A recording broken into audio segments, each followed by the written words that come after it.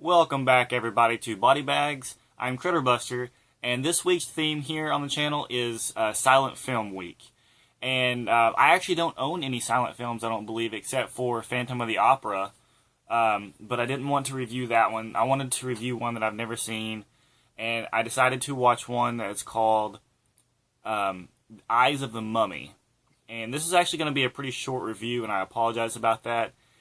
There's not really much to talk about for the film. I don't really have much to say about it either.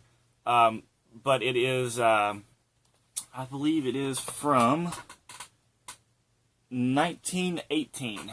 Sorry, I had to look off camera there. It is from 1918, and it's called Eyes of the Mummy. Let me get that right. And the weird thing about this is that there's actually not any mummies in it or anything that has to do with a mummy. There's this guy named Radu who pretty much captures this lady in the desert, and the lady ends up seeing him everywhere she goes. She goes to a paintings, one of those painting shows or art shows or whatever they're called, and she sees him there, and it pretty much it messes with her. It makes her pass out. She's wandering the desert. She passes out. She's at the art show. She passes out. She keeps having these little visions of him, and she sees him everywhere she goes. And he pretty much captures her and makes her his slave for majority of the movie. It's only about an hour long. Now, one thing I have to say about it though is I wasn't impressed with the camera work, the cinematography, because in a lot of silent films that I've seen, what makes the movie interesting is the way that they use the shadowing and the way they use the camera and everything like that, and it pretty much draws atmosphere to it. And this one did not. It was just there was no shadow stuff going on. There was no lighting, special effects, or anything like that. Usually, fog kind of takes place into it as well and kind of helps out the atmosphere. This had nothing. It just seemed like they just picked up a camera and just started filming and didn't think about any type of artistic look to the film. That's my only downfall, is that there was nothing special about it, because all the silent films that I've seen that I've liked always had that moment of the shadows moving on the wall to kind of create the atmosphere, and this just had none of that.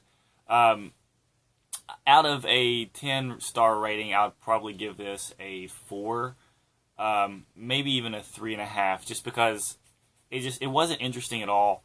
The story moved really, really slow, and there just wasn't much to really understand besides the fact that the guy is, keeping this girl as a slave, and she keeps seeing him and she passes out. That's about all it is. It is a German film, I know that, and the version I watched did not have any English subtitles part on it, so anytime it would show the text, I had no idea what it was because I can't read German. So so that was the only downfall I had personally with it. I should have probably tried to find a version that had an English translation to it. But all in all, it's interesting revisiting this era of films, simply because I don't often watch silent movies. I haven't seen very many either, so it was just really cool to actually get back and watch it and see this style of filmmaking and everything. Even though if it wasn't as good as I wanted it to be, it's still interesting. Sorry for the really small review, and I just really didn't have anything to say about the movie. There really wasn't much to say about the movie, other than the fact that it's called Eyes of the Mummy and there's no mummy in it. So, thanks guys for watching. I hope you didn't hate this review, and hopefully you'll go back to my next review next week. See ya.